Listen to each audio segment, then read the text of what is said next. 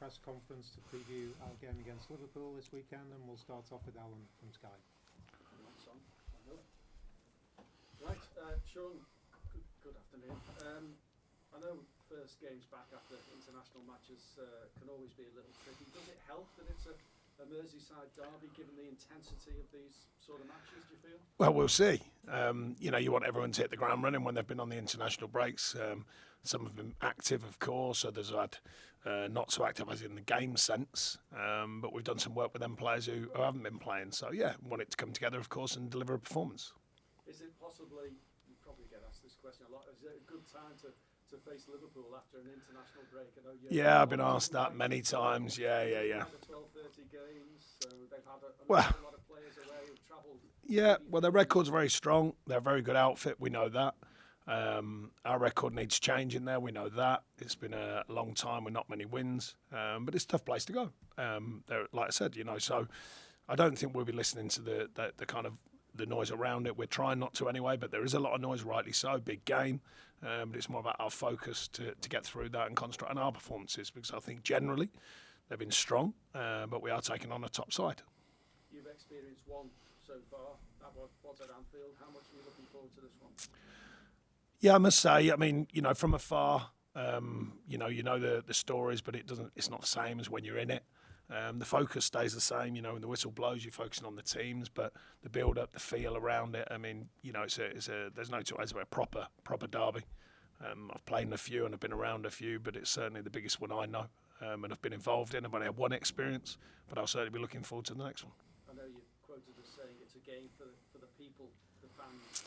No, only quite that, because I think, when it's something that your life is around, I think it's different. So I don't try and jump into that. It doesn't mean I don't challenge myself to care deeply about it. Of course I do. About the result, the feel of the performance, the feel around the Evertonians. Of course I do. But I haven't got the depth. So I always reference that, because I've always thought it was a strange thing. Particularly, I'm still relatively new to Everton, as a manager. And I think you earn the right to have that same depth about these games. So I'm learning all the time. But yeah, that's why I mention it's about the people, because it means so much. Great to head into it, though, isn't it? On the back of that victory over Bournemouth. Is there a bit more of a bounce around the place following the recent results? Yeah, I think we were in decent spirits anyway, but I think it reaffirms to the players and the staff, by the way, the work that staff put in, as diligent as they all are. It reaffirms that when you get it right and you take your chances and you find them real cutting edges in the performance, then I've always said I think we're a decent outfit. I've never lost sight of that or belief in it.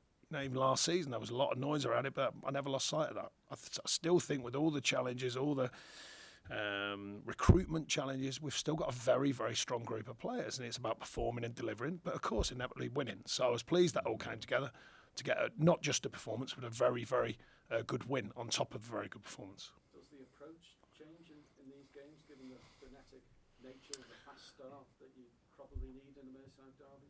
Well, it sometimes does, but it sort of shouldn't really. You want your players to go out there and have that feel. You want that edge that I've spoken about many, many times. You want that from any game.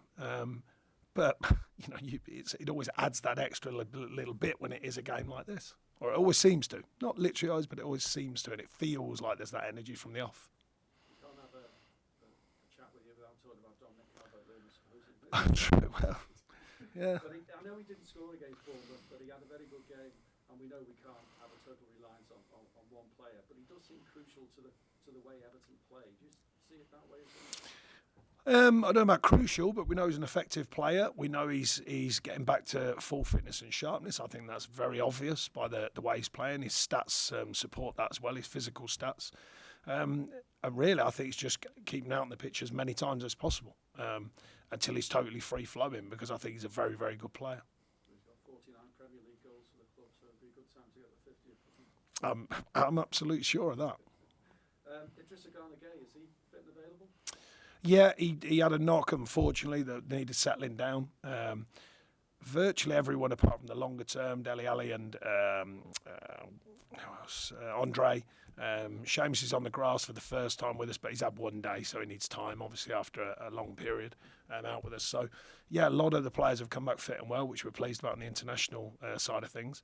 And the other group have worked hard in the meantime. Just finally for me, I know the Premier League here hearing is ongoing into the investigations around the club financially. Not expecting an outcome imminently, but have you been given any reassurances? The club given you any reassurances around that? No, it's more a case of the ongoing process, and we're part of the process. Obviously, I've stepped into the middle of it, so it's certainly not something that involves me as manager, but it sort of distantly does from the fact that I'm manager. So, I'll wait and see what the outcome, what it is, and when the timelines are. At the minute, I don't know any more than that. Yeah, because there's still people talk about points deductions and other sanctions. So I'm sure there's people talking about lots of different things. but you're not imminently concerned. I'm just looking at what we can control. I certainly can't control any of that side of the club. Sean, we mentioned just your second Merseyside derby. Was there anything that you learned about the first experience that will affect your preparations for this one? Well, I think we've got some different players all play. I think with all due respect, we had a go with Simsy up front, compared with Dom. All due respect, as I said, a very good young player, but Dom's a different category, I feel, as a player with his experience, and especially now that he's getting fit. So we think that gives us a slightly stronger feel about the team, that is. And the feel-wise, then, it was what I expected. The noise, it's hard to explain the details of it, but my main thing is staying focused, because I don't want to get carried away involved in it, because I don't want the players to. I want them to get involved with the performance. It sounds easy. Every manager says that kind of thing, but it's not that easy when it's all the noise and the build-up and all that sort of stuff. But the players are in a good place at the moment, so we want that to continue. You talk about the noise around a spectacle like this. Is there a way, though, that you can channel that and use it to your advantage? Well, that's what every manager wants. It's adding the feel, adding the noise, adding the build-up into the tactical plan, the tactical understanding, the nature of performance. That's the blend you want, because it can bring energy, of course. These games bring an energy as well, and you've got to use that energy wisely as a team. And finally from me, Jurgen Klopp has a wealth of attacking options. When there are so many possibilities, does that affect preparation, or for you is it simply the one philosophy that will affect how you go into the game? I think sometimes it does. Tactically you shift and you change and you organise the team differently, but sometimes it's very subtle. If you look at Liverpool's record, they tend to stick with a basic format, and there are twists and there are tweaks, and most teams do that, I think, when they've got a format they like. And me likewise, when I've got a format that I think works, it's twisting, tweaking, knowledge of the opposition, but also knowledge of what you can do to affect the game in a very positive manner. So it's finding that, getting it to work. That's the secret. So, again, all these things sound really easy when we're talking about them. Not so easy when the whistle blows and there's them human beings running around to deliver. Thanks very much. We've got Shamoon at the BBC. Hi, Sean. Hi. You said the hearing's an ongoing process. Is that the same message you've been given about the takeover? There's no messages. It's just an actual fact. It's an ongoing process. So that's it. Regarding the hearing, the takeover, very similar. I mean, I've met them, which I said to you, it was a very casual meeting. All these things take a lot of time. I know that. That I don't know the exact timescales on that either, but they do take a lot of time in my limited knowledge, but my knowledge from afar at seeing these takeovers. Obviously, there is lots being written about it. Is there any sort of distraction to you guys around it, around the hearing? I'm not looking at that. I've certainly haven't heard any voices around the change room speaking about it, and around the staff. Everyone's just focused on what we do. In terms of Saturday, do you need to change the setup somehow on the pitch? Well, like I was just explaining, I think twists and tweaks, more than radical change. We have changed this season, went 5-4-1 at Villa and delivered a very good performance, got a good outcome. We have the variances that we can, I think. That was part of the fact that I spoke bigger picture-wise of getting a more balanced squad, so you can tactically flex and change more. But I must say the last performance was a good one. So the performances around that have been strong as well. So, I think it'll be more tweaks rather than radical change, but we'll see. Yeah, and that squad depth will be important, won't it? Because you have more options to change it if required, if the games are going right, if it is going right as well. Yeah, absolutely. You want as many players fit and well as possible, and also as many game fit players as well. So that's the next challenge. A few have got some minutes in internationally as well, which is helpful. Getting everyone to that real game fitness is important. And those details that you speak about in each box, is that what's going to win or lose the game on It invariably does in every game, most games, I would say. But the concentration and focus in every game, but particularly in these games, I think when there is that extra added atmosphere and that build-up, I think the concentration and focus for all the players is very important. And what's the message to the players before the game? Just keep delivering the performances. It's, you know, to the adjustment I've been searching for since I've been at the club is a higher level of consistency, both on a weekly basis or bi-weekly, however many games you're playing, and also during a game. So to keep the consistent level of performance, keep the good habits of what we're trying to achieve and what we do on a weekly basis. And you know, whatever game you're playing in, we want that to be an automatic thing when we push the level to a higher level of consistent performance. Thanks, Shamoon. We'll go to Julia at Radio Merseyside. Hi, Sean. You said the players are in a good place at the moment. Is that simply off the back of the Bournemouth performance and the win, or is it just feeling like it's coming together a bit more? I think 3 out of 4 wins, I think, gives that extra bit of feeling. I think it was there. I just think it gives them an enhanced feeling within the group. The one that got away in between as well, I think we made sense of that. I think the players did. So I think really it's partly the literal thing, 3 out of 4 wins, and then partly the idea of the players are beginning to find each other's ways of playing, and that adaptation that they need does take a bit of time sometimes, and I think it's continuing to grow. So, yeah, a bit of both, I think. You mentioned about having the edge in the Merseyside derby. It's easy to have the edge, and then sometimes tensions boil over a little bit in these games. How do you make sure the players have the edge, but not too much edge? Well, the game's changed. I don't think it's not as physical now as it was, as in, I presume you're implying the nature of tackling and challenges. Yeah, I think it's more control, but you want that in every performance. It's certainly very difficult in football to win games if you haven't got the right amount of players, that's for sure. So part of that in any game is to keep 11 on the pitch. But that's part and parcel of the derby, is that bit of control and focus, which I just spoke about. I think that's important. The opposition managers had a lot to say about the 12:30 kickoffs. What is your take on them, particularly after an international break? Yeah, I've always been a bit more open-minded. You know, the Premier League programme gets laid down. It's a challenge. There's no two ways about it. The more clubs that are involved in all the competitions, it becomes an increased challenge for them, of course. So I do understand to the manager when they mention that. I've had certainly one season at Burnley through the Europa thing and all that, so it does get very challenging. But the programme is there. We know it early doors. It does change because of TV, but we know it pretty early. And I think you just adapt and change. And I certainly speak to the players about that, adapting and changing their routine, trying to get that right for maximum performance. James Garner's becoming more and more popular with the Everton fans right now. How much of a role can he play in the Merseyside derby? And just your general thoughts on his progress so far this season? Yeah, really happy for Jimmy and his progress. As you put it, when I got in, he'd been injured. I knew of him from the season before at Forest. I went down to Forest quite a bit that season while I was having a rest. And he was performing there. And when I got in, he was injured, as I said.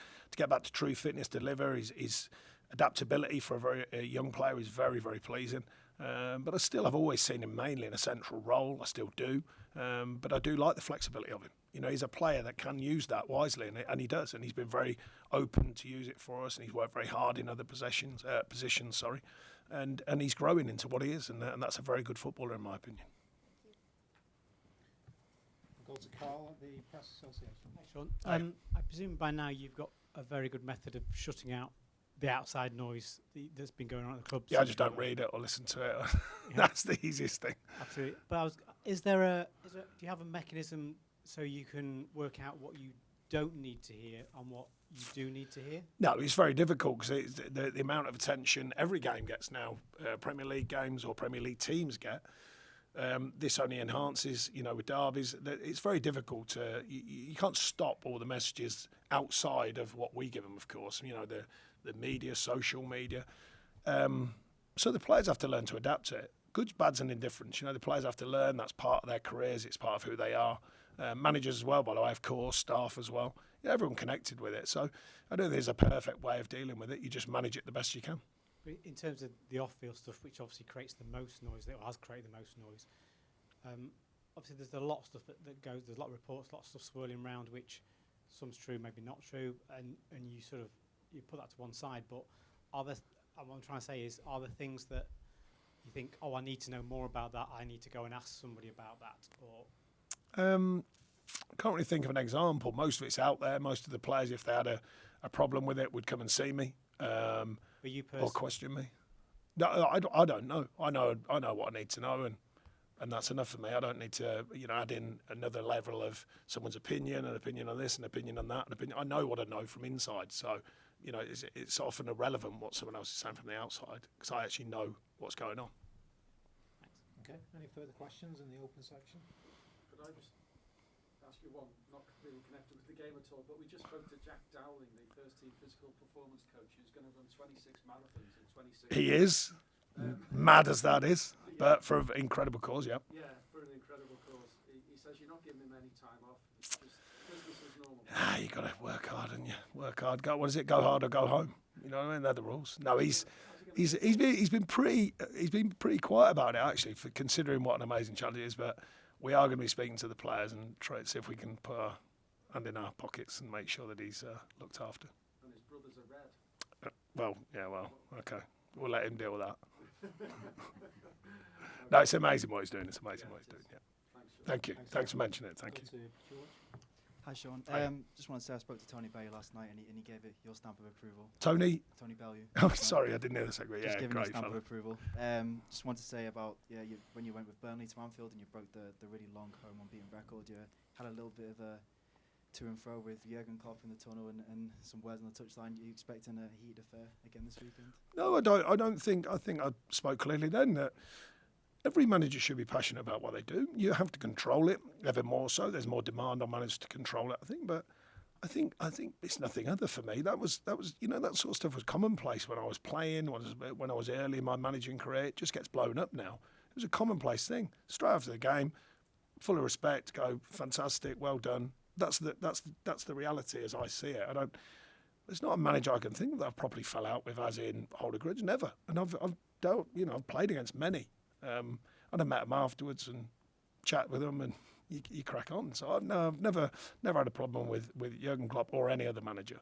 We just both want the best for our teams, whatever team that is. It was a different team for me then, and every manager should do. There's nothing wrong with showing a bit of passion and a bit of commitment to the cause. And it didn't go too far, and it probably never will do me. Okay, any further questions in the open section before we move on? No? Okay, thank you. Thank you.